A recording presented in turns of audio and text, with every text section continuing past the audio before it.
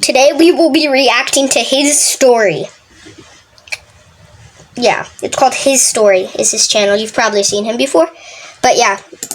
Covered in bruises. His eye was swollen. Let's not watch that one. Girls ranked every guy in our grade by attractiveness, so I ranked them by weight. What? Someone texted me, "Sorry, bro," with a link. Every guy in our grade ranked by attractiveness and height. I was a 5. The comment next to my name said, "Average face, below average height, would not recommend." Other comments were worse. Would be cute if he wasn't built like a middle schooler. The whole thing was anonymous. What is Everyone this? knew who made it. Tiffany and her crew. You couldn't miss Tiffany. Built like Jabba the Hutt stuffed into a Brandy Melville top. But she Bro. went to school, so nobody said anything. By the next Monday, 3 guys had deleted their socials. One kid, Darnell, stopped coming to school entirely. I saw his mom picking up his homework from the front office. She looked like she'd been crying. The girls thought it was hilarious. I heard Tiffany in the hallway saying, "It's just a joke. Guys are so sensitive." I tried to do it the right way first. Went to the school counselor and showed her the list. She said she'd look into it and did absolutely nothing. A week later, the list was still up with more comments being added. Someone ranked Darnell a 1.5 and wrote generous. He still wasn't back at school. I caught Tiffany at her locker between classes. The list is hurting people. Darnell hasn't been to school in 2 weeks. You need to take it down. She looked at me with this fake. What is this? Aw, are you upset about your little 5? Don't worry. I'm sure someone will settle for you eventually. Her friends howled. I didn't react. So you'd be okay if someone did the same thing to you? She laughed. No one would dare. I nodded. You're probably right. That night I sat in my room thinking about what would actually get through to her. Words didn't work. Authority didn't work. The only thing Tiffany would understand is feeling exactly what she made everyone else feel. So I opened a Google Doc and started typing. Got the weights from Instagram posts, beach photos, anything. Bro. Estimated where I had to. Spent 3 days on it. Made sure it was brutal. Made sure Tiffany was right at the top. Friday lunch, I dropped the list at exactly noon. Within 10 minutes, it spread to every corner of the cafeteria. Girls were crying, screaming. One girl threw her phone across the room, but I kept my eyes on Tiffany. She was holding court as usual when someone handed her their phone. She squinted at the screen, scrolled. Her smile disappeared. Scrolled more. Her face went red, then purple. She was number 1, 187 pounds. Comment, not even Ozempic could save this one. She stood up so fast her chair fell over. Her eyes scanned the cafeteria until they found me. I waved. She marched over with her whole crew behind her. This is bad. This is funny? This is disgusting. This is body shaming. I'm reporting you. I stayed calm. Body shaming. That's crazy. It's just a joke. This isn't a joke. This is harassment. Is it? Because when I told you to take your list down, you said it was just a joke. You said guys need to stop being so sensitive. The cafeteria went dead silent. The difference is you ranked guys by height and attractiveness. Things they were born with. Things they can never change. I ranked by weight. Something anyone can change if they wanted to. For the first time, she had nothing to say. Her friends backed away. We both got detention. Someone finally dared. The girls ranked every Okay, that was one of like 50 we're watching. I walked into the parking lot and immediately noticed a frat guy making fun of someone mentally challenged. He was just trying to go inside when the frat guy stopped him, made him get down on his knees, and start cleaning his shoes. I felt horrible because he actually started doing it. I started walking towards him ready to say something. This is sad. I could see him taking out his phone. Then I heard all of the other guys start laughing because he was patting him on the head saying, "Good idiot." I was ready to yell at him, call him everything he deserved, but then I froze. I looked over and saw someone else walking towards him. This guy was absolutely massive. He was probably 6 feet 6 inches and looked like he could bench press my car. The worst part was he was absolutely seething with rage. The frat guy was too busy making fun of him to notice, but his friends saw him. They all froze, and just as the frat guy turned around, he slapped him so hard across the head, his entire 140-pound body completely folded like a chair. He hit the ground, and the big guy helped him up. Then he took his phone and made him clean his shoes. Every time he stopped, he slapped him. I walked into the parking lot and what is this? A frat guy when I saw the girl who killed my son laughing at his funeral. Nope, we're not watching that one. Seeing red snap. Not a... Wait, Trito.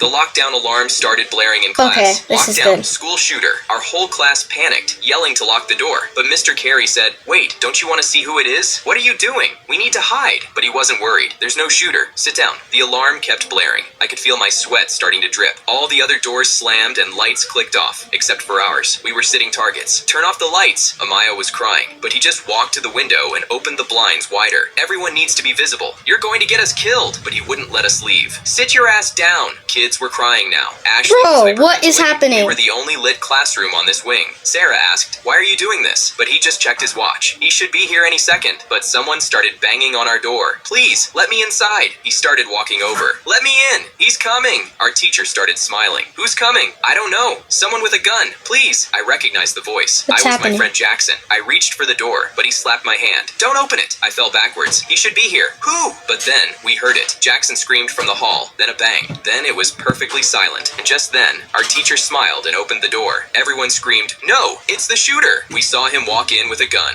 and we were all ready to die. But instead of shooting us, he looked at our teacher. "Hey, Dad! Dad!" Sarah gasped. The man had a gun in his waistband. He pulled it out. "Nobody needs to get hurt. We only need her." Mr. Carey pointed at Amaya in the back. "Her!" Amaya screamed. "Why me? Your mother is Judge Estes. She put my son away for 10 years. He just got out. That has nothing to do with me. She took my son. Now I'm taking hers." They started walking towards What? Amaya. Everyone was terrified, but I had a crush on her for years and knew I couldn't let this happen. I would do anything for her. I looked over at Blake and he gave me a nod. I knew what I What? had to do, so I stopped them, saying, "You can't take her." He pointed the gun at me. "Move." "No, then you die too." I thought about my mom, my little sister, but I couldn't move. Amaya was crying behind me, but I wasn't backing down. "Shoot him," Mr. Carey said. He pointed the gun right at me. I was staring down the barrel, but I knew something he didn't. But that's when Blake snuck up behind them, and I saw he was ready. I saw him pick up a chair, and just as he Yeah. flung it down, I reached for the gun. It hit him in the head hard, knocking him over, red spilling everywhere. Mr. Carey lunged at me. Dang. I pointed it at him. "Back up, you psycho!" He started moving away. "Just give me the gun, kid." "No, you don't know how to use it." But I didn't care. "Point and squeeze. I'll figure it out. I should shoot you right now." He kept backing up, right towards Amaya, and grabbed her. He pulled a knife from his pocket, holding it up to her neck. "Do it, kid! Don't miss!" He was holding her, and if I accidentally missed him, she'd for sure die. "Let her go!" But I knew I had no choice. "Say goodbye to her!" What is Raised the happening? knife, stabbing downwards, and in that moment, I squeezed the trigger. The gun fired, the bullet whizzing past Amaya and hitting Mr. What? Carey in the shoulder. He fell back, just as the police burst in, and in that moment, we realized it was over. The lockdown alarm Dang. started Okay, that was kind of and good. the whole That was only one of class two. panicked, yelling. Okay. My bank called and said someone just withdrew $100,000 from my account in Las Vegas, but I was in Pennsylvania. That was everything. 10 years of savings, What? emergency fund, down payment for a house, all of it gone in one night. I told them to freeze the account and rushed to the bank with numbing gel still in my mouth from the dentist. The bank pulled up the transaction What? details. Multiple withdrawals from a casino. ATM starting at 1 a.m., 20,000, then 30, then 50. Whoever did this knew exactly how much was in there, and they had my debit card and PIN. "That's impossible," Bro. I said. "My card is right here," except when I reached for my wallet, it wasn't. My wife Rose called while I was still processing. "Where's your dad?" What? His phone's going straight to voicemail. I froze. My father was 72 and had been showing memory problems lately. Repeated stories, forgotten appointments. Last week he asked about taking my mother dancing. She'd been dead for 5 years. "When's the last time you talked to Bro, him?" "2 this days is ago." sad. He seemed fine, but she trailed off. We both knew something was wrong. The bank manager showed me security footage from the casino. ATM grainy, but I could see someone in a baseball cap and jacket. Something about the way they stood looked familiar. When they zoomed in, my blood went cold. That was my father's Steelers jacket. The one I bought him 3 Christmases Bro. ago. I called him 15 times. Nothing. Called his neighbors. Called the police for a wellness check. They called back 20 minutes later. Bro, Car's gone. this is Mail bad. piled up. Looks like he left days ago. Rose met me at his house. His medications were still in the cabinet. Passport still in the drawer. But on his kitchen table was an old photo album open to pictures of my parents in their 20s. My mom wearing a showgirl costume. My dad looking young in a cheap suit. Underneath was a Vegas postcard from 1978. Then my phone rang. Nevada number. "Is this Bryce Welts? Your father is at University Medical Center in Las Vegas. He's stable, but there's been a situation. I flew out that night. Found him in a hospital bed looking confused and small. The doctor said he'd been found at a roulette table at 6 a.m. Disoriented, unable to remember where he was staying. He kept talking about his wife being in the showgirl review. Kept saying he needed to win big to impress her. He thought it was 1978. Thought my mother was still alive and 24 years old. The dementia specialist explained that he'd taken my debit card during dinner 2 weeks ago without even remembering.